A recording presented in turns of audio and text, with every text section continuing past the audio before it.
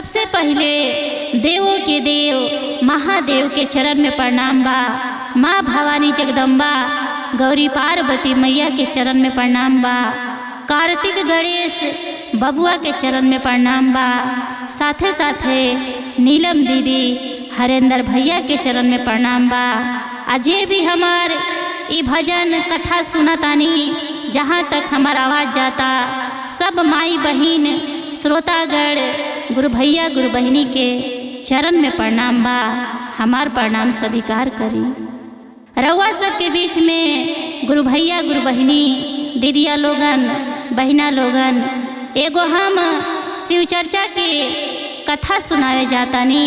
ए कथा के बहिनी भैया ध्यान से सुनब। देखिए बहिनी भैया, कौनो भी आदमी के कौनो भी व्यक्ति के भाग और किस्मत कब पलट जाला ई केहू ना जानेला।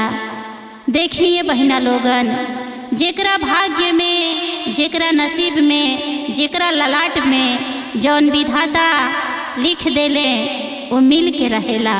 वो भले गरीब के घरे जन्मो आ चाहे अमीर के घरे जन्मो, जौन ओकरा भाग्य में होखेला नसीब में होखेला ओकरा मिल के रहेला।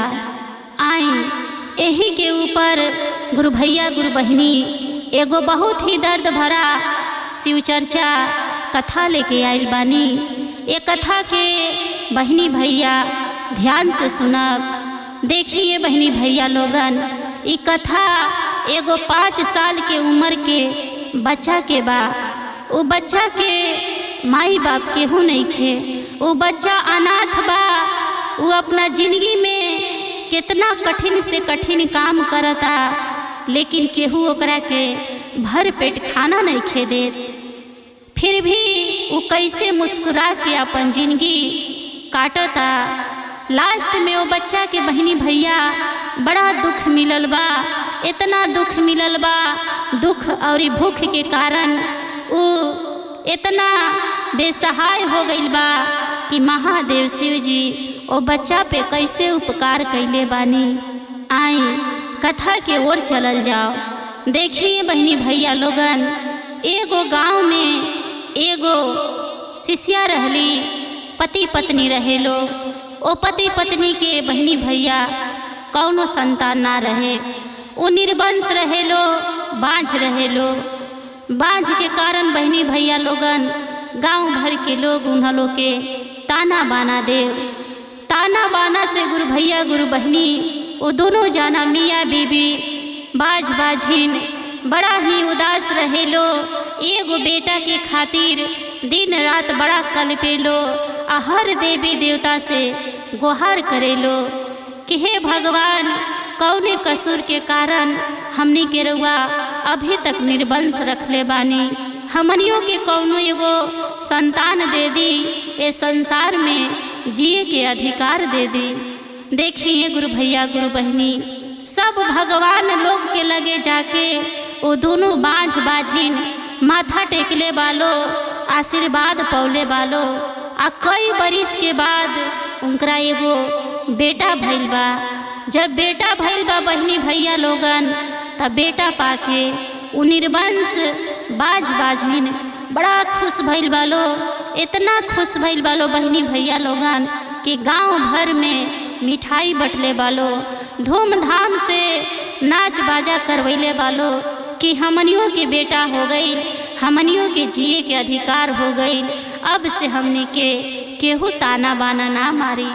देखिए गुरु भैया गुरु बहनी बेटा पाके बड़ा खुश भइलो। बेटा के नाम पलटू रखल लो। ओ पलटू के बड़ा ही जतन से, बड़ा ही प्रेम से, बड़ा ही स्नेह से उनकर परवरिश करे लागल लो। हमेशा अपना आँखी के सोझा ही ओ पलटू के रखे लो।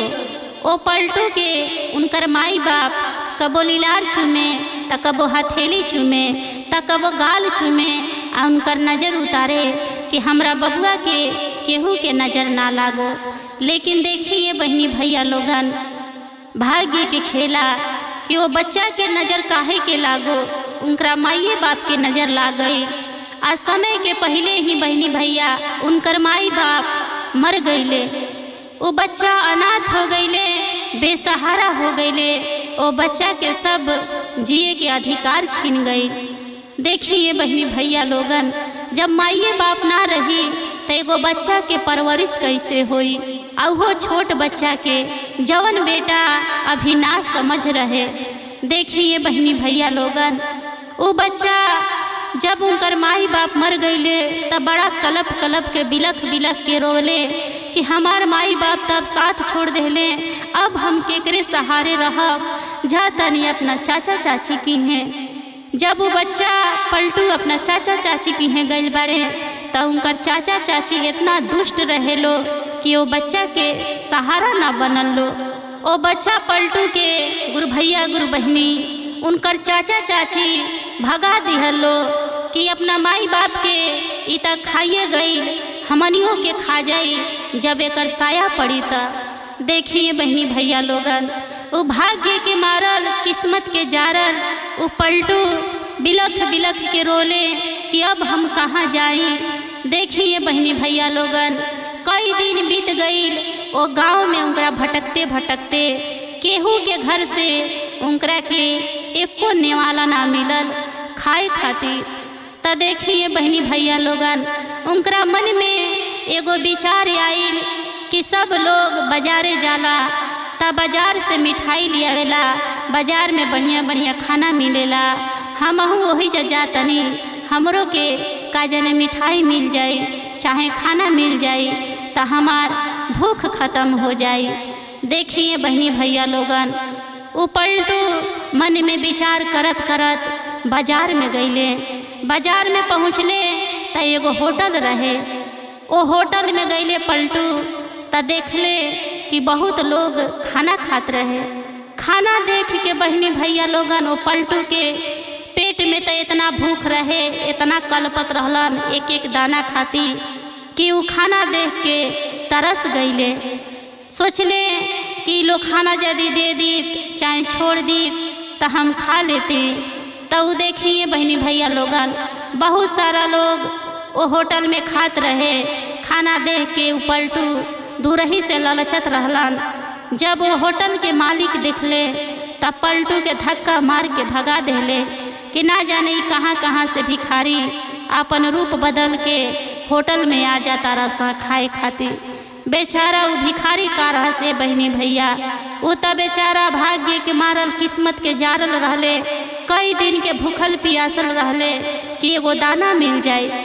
लेकिन वो जन होटल वाला रहले वो बच्चा पलटू के धक्का मार के भगा देले। वही होटल में बहनी भैया एगो बड़ सेठ खाना खात रहले। जब वो पलटू के देखले कि पलटू के आँख में भर भर आंसू बा, आँख में आंसू बा, आ लइका बड़ा व्याकुल बा, तो उ जवन सेठ रहले पलटू के अपना लगे बोलैले आ बोला के कहले का तारा भूख लागल बा। तो पलटू के गुरु भैया गुरु बहनी भूख तो लागले रहे, वो कहत अरे हाँ हमरा भूख लागल बा। तो सेठ बहनी भैया अपने ही खाना में से कुछ खाना वो पलटू के खिया देले। जब पलटू वो खाना के पौले तो बड़ा ही हाबुर हाबुर वो खाना के खा गईले। खाना खा के पानी पी लेले आ सेठ के चरण में गिर गईले।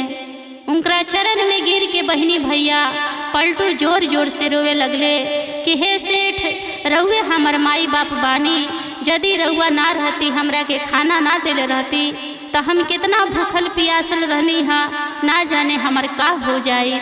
देखिए बहनी भैया लोगन, जब इतना बात सेठ सुनले कि उनकर माई बाप केहू नहीं खे, वो बच्चा अनाथ बा, तो सेठ के मौका मिल गई वैसा लइका पावे खातिर। उ सेठ वो बच्चा पलटू के अपना घर लेके गईले आ घरे ले जाके कुछ दिन तक तो बच्चा के ठीक से रख ले।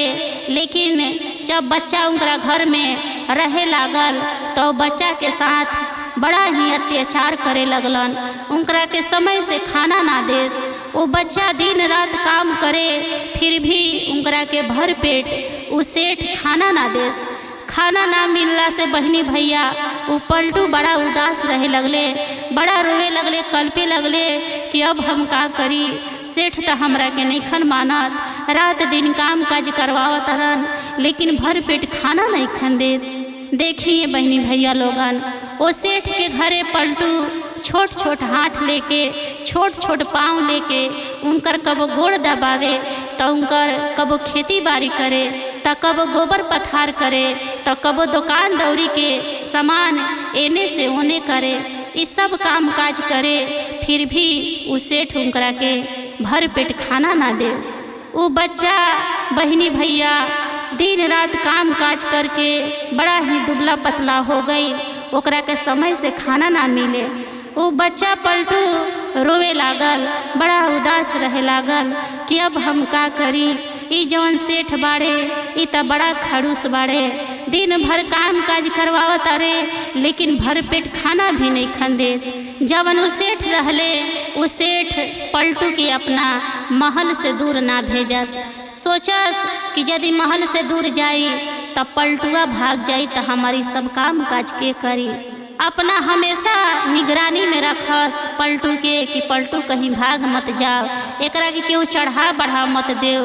उ सेठ इतना कंजूस रहले बहनी भैया कि वो पलटू के एक बेरा खाना देस तो 4 बेरा उपवास रखस। देखिए बहनी भैया लोगन, जब पलटू सोचले कि हमार जौनी सेठ बाड़े बड़ा खड़ूस बाड़े, हमरा के खाना पीना ना दी हैं, तो भागे के तरकीब सोचे लगले कि इनकरा घर से हम कैसे भागी। देखिए बहनी भैया लोगन, प्लानिंग बनावत बनावत वो पलटू के कई बरिस हो गई। पलटू सियान हो गईले, होशियार हो गईले।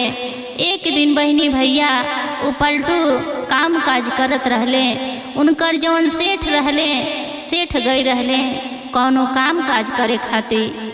तब पलटू के ये बहनी भैया लोगन मौका मिल गई कि यह बेरा यह समय हमार सेठ नहीं खन, हमरा इनकरा घर से भाग जाए के चाही। जब इनकरा घर में कितना काम कैला के बाद भी 2 रोटी नसीब ना हो खेला समय पे, तरह के का करब। देखिए बहनी भैया लोगन, कई दिन के वो भूखल पियासल रहले, एकदम दुबरा के पातर हो गई रहले, पेट सूख के उनकर अतरी में चल गई रहे। जब वो सेठ चल गईले बहनी भैया, तब पलटू अपन कसहू जान बचा के उनकरा महल से लुका के भाग गईले।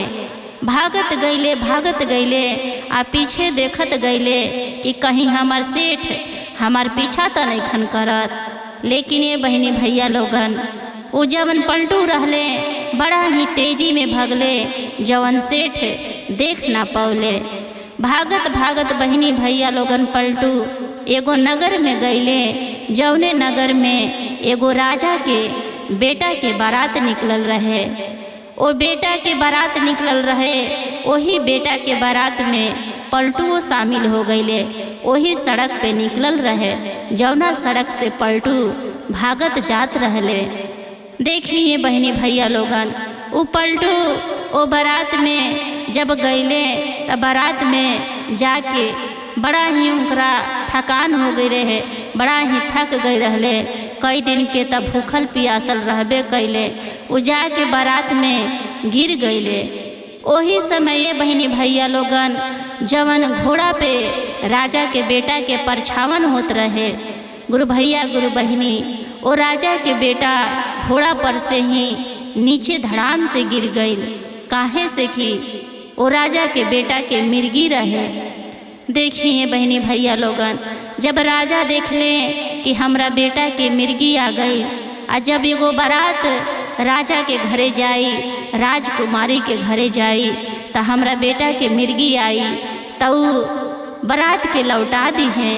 तो देखिए गुरु भैया गुरु बहनी, राजा बड़ा उदास हो गईले कि अब हम का करी। हम ई बारात एगो राजा के घरे ले जातानी, राजकुमारी के लगे ले जातानी, आ इनकरा अभी होश आवे में ज़्यादा टाइम लागी। काहे से बहनी भैया लोगन, जब मिर्गी आवेला तो कितना बार देखल जाला कि समय से ओकरा होश ना आवेला।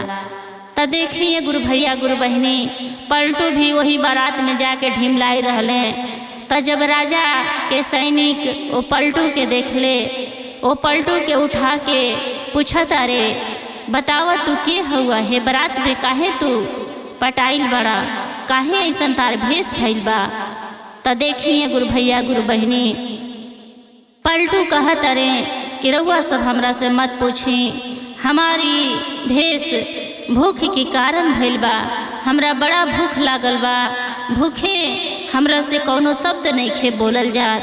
त देखिए गुरु भैया गुरु बहनी जब राजा ओ पलटू के देखले त देख के मोहित हो गईले कि जवनी लड़का बा बड़ा ही सुंदर बा, भले दूबर पातर बा त काहा बड़ा ही सुंदर बा, हमरे बेटा के मेल मिलाप के बा, हमरा बेटा के त मिर्गी भइल बा, यदि हमरा बेटा के बदले ई कुछ पल खातिर दुल्हा बन जैते त हमरा बेटा के बारात चली जाई आ दुल्हन हमरा घरे आ जाई। त देखिए गुरु भैया गुरु बहनी लोगन दुल्हा के बदले के खातिर वो जवन राजा रहले वो पलटू से कहत अरे क्या रे ये पलटू कुछ समय खातिर तू हमारे एगो काम कर दा।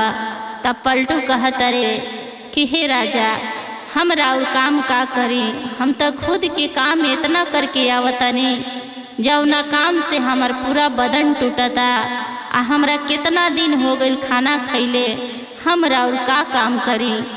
तब राजा कहत अरे क्या रे ये पलटू तू जवन कहबा जवन मंगबा हमरा से तवन हम तहरा के देब, लेकिन तू एगो हमार काम कर दा, हमार इज्जत के सवाल बा, हमार इज्जत बचाला, हमरा बेटा के मिर्गी आ गइल बा आ बारात जाए के बेरा हो गइल बा, तू कुछ पल खातिर दुल्हा बन जा और ई बारात पहुँचवा दा आ हमार बेटा जब ठीक हो जाइए तो दुल्हन लेके हमार बेटा चली आई हैं। तब पलटू कहत अरे कि ना ना हमरा से ई काम ना होई।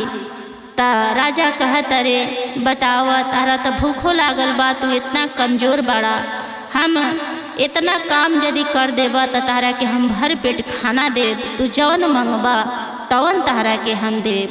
तब पलटू जब खाना के बात सुनले त कहत अरे ठीक बा, पहले हमरा के रउआ भर पेट खाना खियाई, हम कई दिन से भूखल बानी, हमरा के रउआ भर पेट खाना खिया देब त रउआ जवन कहब तवन हम करे खातिर तैयार हो जाई।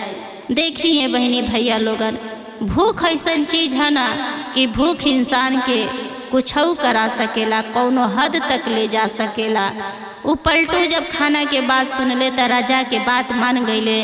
राजा कहत अरे क्या रे ये पलटू बड़ा लेट होता, तू खाली हमार बारात पहुँचा दा, आ जब बारात पहुँचा देब त ओइजा हमार बेटा ठीक हो जाइ हैं त हमार बेटा सब रस्म करे लगी हैं त वो बेरा तू फ्री होके पूरा भर पेट खाना खा ली है।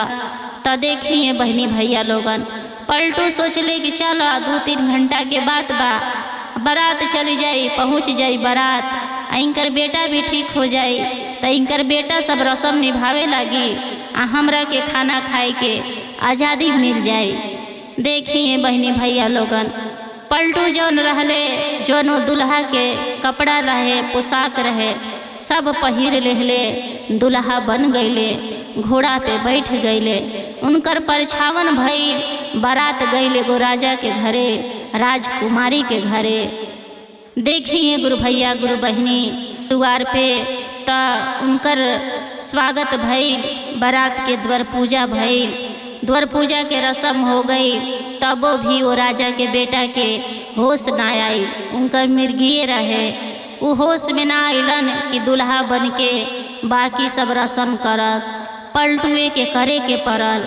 देखिए बहनी भैया लोगन पलटू बार बार इशारा करस कि राउर बेटा ठीक भइल कि ना भइल। त जवन राजा रहले ओ लड़का के पापा कहत अरे ये पलटू तू मुँह मत खोला, तू जवन जवन काम होता तवन तवन करा, हमरा इज्जत के सवाल बा।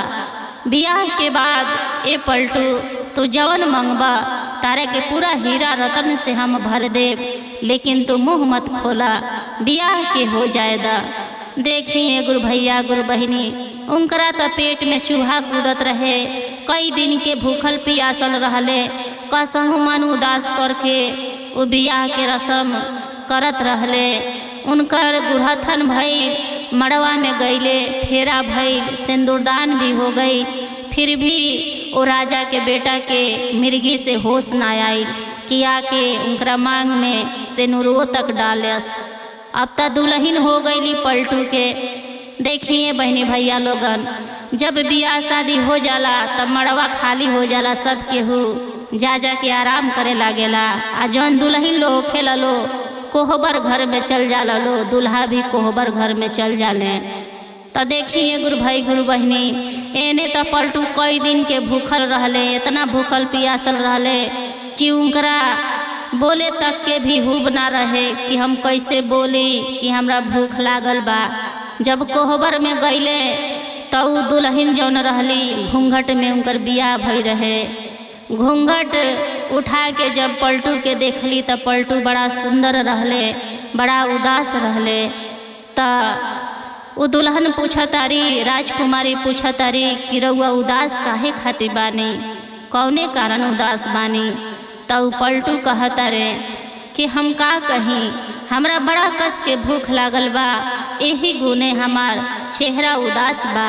तो देखिए बहनी भैया लोगन, जौन राजकुमारी रहली जब अपना स्वामी पलटू के बात सुनली तो कहतारी कि हमार स्वामी के भूख लागल बा, हम इतना देर करी। वो झट से गईली आ जाके 12 बजन जौन खाना बनल रहे 12 व्यंजन में से लियली आ अपना स्वामी के आगे रख देली। कहतारी कि ली है रुआ पहले खाली फिर कोहबर बा। देखिए बहनी भैया लोगन, कोहबर के पहले दुल्हा दुल्हन खाना ना खाला लो, लेकिन उ जमन राजकुमारी रहली बिना कोहबर भैले ही अपना पति के जब मुख से सुनली कि भूख लागल बा तो राजकुमारी अपना कुल देवी से माफ़ी मांग लेली कि हे कुल देवी हमरा के माफ़ करब, जब हमार स्वामी भूखा बानी तो हम कोहबर का करी, पहले उन्हें के पेट भर दी। तो देखिए बहनी भैया लोगन, जैसे राजकुमारी वो पलटू के खाना देहली, पलटू इतना हाबुर हाबुर हाबुर हाबुर खाना खैले कि वो जो राजकुमारी देखली तो देख के देखते रह गईली, हैरान हो गईली कि एगो राजा के बेटा इतना जल्दी जल्दी खाना खाई। वो कुछ देर तक तो उनका कोनो सुधे बुध ना रहे। काहे से बहनी भैया लोगन, राजा के बेटा बेटी उतना चाव से खाना ना खाला, काहे से कि ओकरा तो दिन भर बढ़िया बढ़िया चीज़ मिलते रहेला। तो पलटू के तो पहला बेर इतना स्वादिष्ट खाना मिलल रहे आ वो कई दिन के भूखल पियासल रहले। तो जब वो खाना पौले तो हाबुर हाबुर खा गईले, दोहरौनी तेहरौनी मांग मांग के पूरा भर पेट खा लेले। तब जाके ये बहनी भैया उनकर कोहबर भई। सबेर भी हो गई, पलटू कोहबर में से बारात में चल गईले। बारात में गईले गुरु भैया गुरु बहनी, वो जवन राजा के बेटा रहले उनकरा जवन मिर्गी आई रहे वो ठीक हो गई रहे। राजा कहले कि अरे ये पलटू तहार तो बियाह भी हो गई, सिंदूरदान भी हो गई, कोहबर भी हो गई, लेकिन विदाई हमरा बेटा के साथे होई। ल है तू रुपया खजाना, अब बहुत दूर तू चल जा, कबो ये देश में पलट के मत अइहा। देखिए गुरु भैया गुरु बहनी, पलटू के का स्वार्थ रहे, वो तो भूख के कारण उतना काम कैले रहले, बियाह शादी कैले रहले। कहले ठीक बा राजा, रउआ जौन कहब हम तवन करब। देखिए गुरु भैया गुरु बहनी, जौन राजा रहले बहुत सारा रकम वो पलटू के दे देले। पलटू सब रकम लेके बहुत दूर देश चल गईले और रानी के वो राजकुमारी के वो राजकुमार के साथे जौना के मिर्गी रहे वो राजकुमार के साथे वो राजकुमारी के विदाई हो गई। जब राजकुमारी अपना ससुरा गईली तो देखत आरी कि जौनी राजकुमार सेहरा में बाणे वो राजकुमार ना होंगे जौन राजकुमार से वो राजकुमारी के बियाह भई रहे।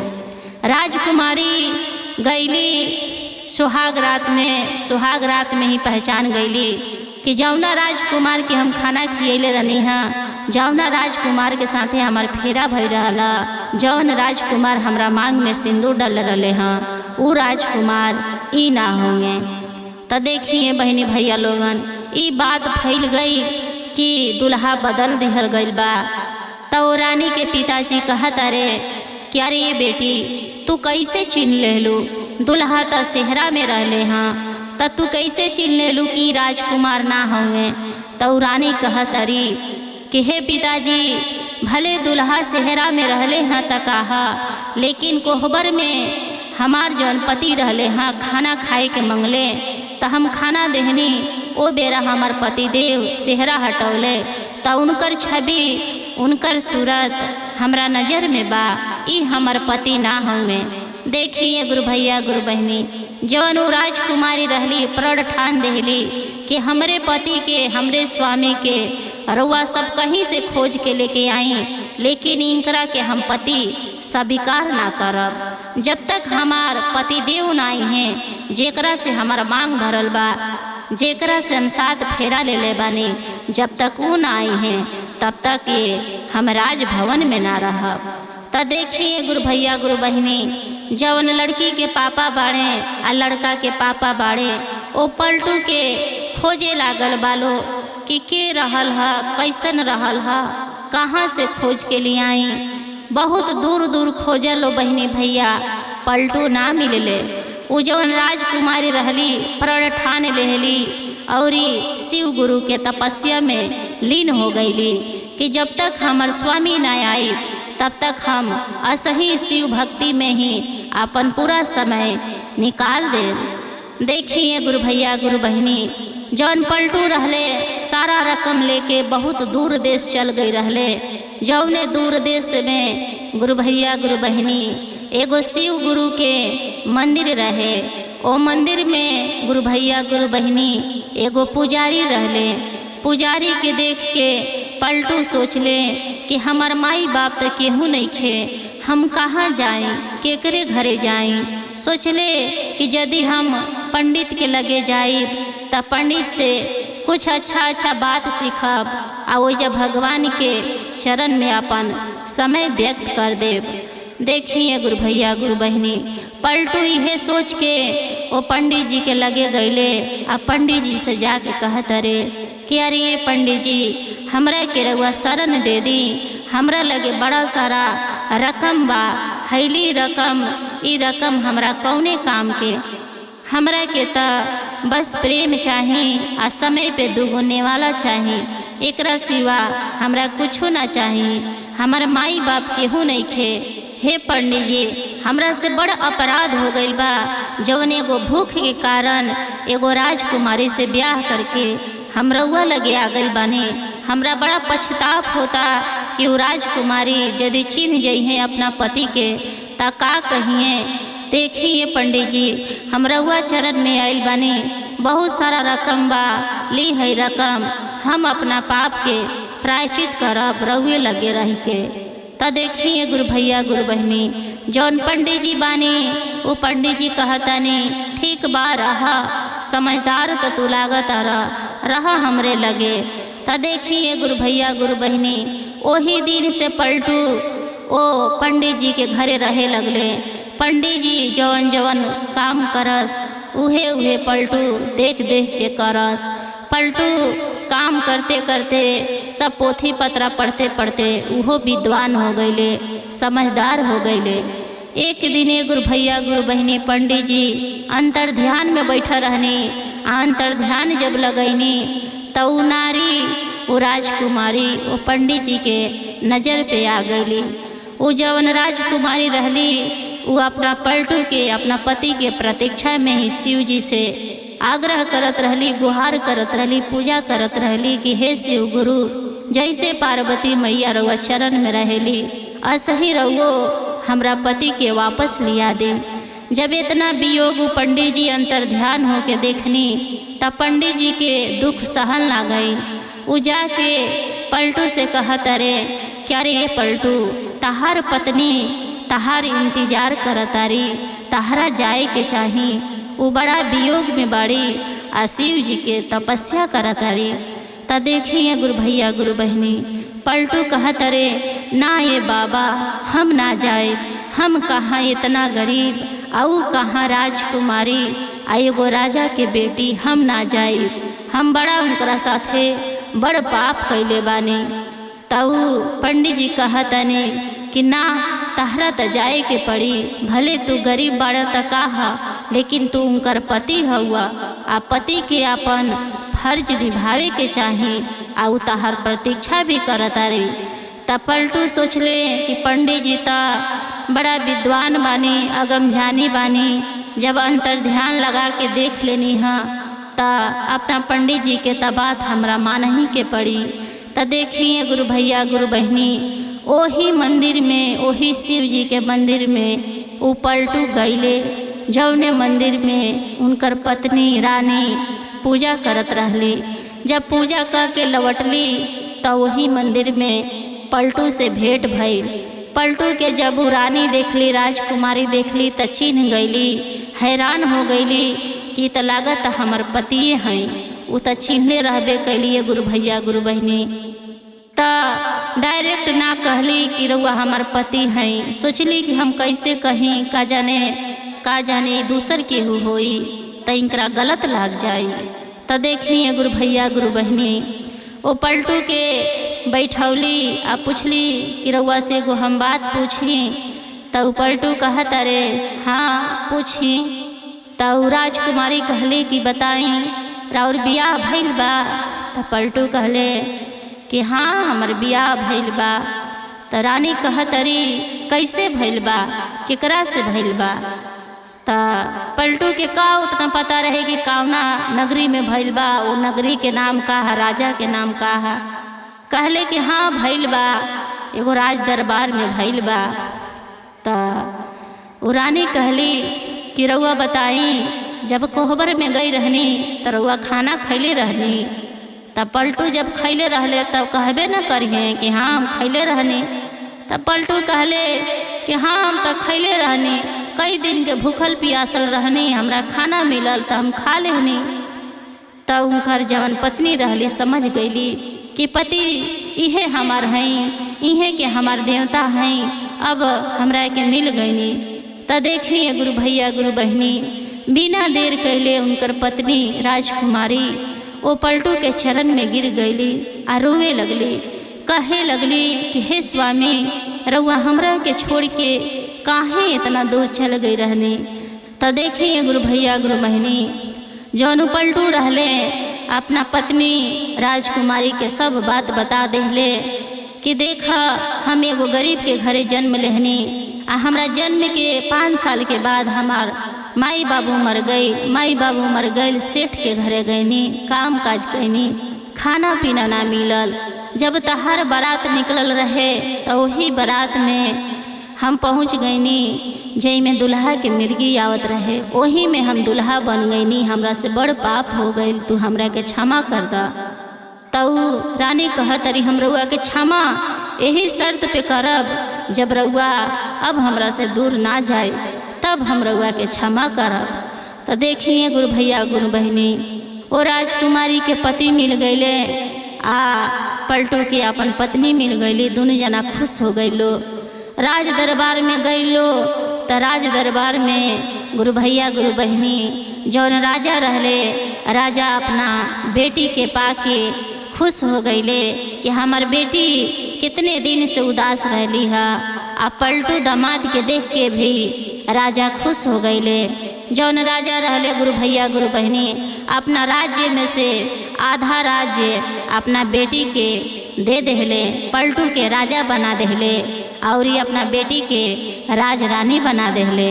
बोली शंकर भगवान की जय, गौरी पार्वती मैया की जय, कार्तिक गणेश बबुआ की जय। देखिए बहनी भैया लोगन, केहू के भी यदि भाग्य नसीब में बढ़िया चीज़ लिखल रहेला, बढ़िया धनवान बने के लिखल रहेला तो मिल के रहेला, भगवान ओकरा के जरूर पूरा करेले। तो ई कथा रउआ सबके कैसा लागल? अगर अच्छा लागल होई गुरु भैया गुरु बहिनी तो ये कथा के ज़्यादा से ज़्यादा शेयर करब आ कमेंट बॉक्स में जाके हर हर महादेव जरूर लिखब। हमरा मनोबल के बढ़ाई, मेहनत के सार्थक बनाई। देखिए गुरु भैया गुरु बहिनी, ई कथा कहत समय बड़ा समय लाग गइल बा। जौन भी एमे भूल चूक भइल हुई अपना घर के एगो बेटी बहिन समझ के क्षमा करब, क्षमा प्रार्थी बानी। हर हर महादेव, हर हर महादेव। जय सिया राम।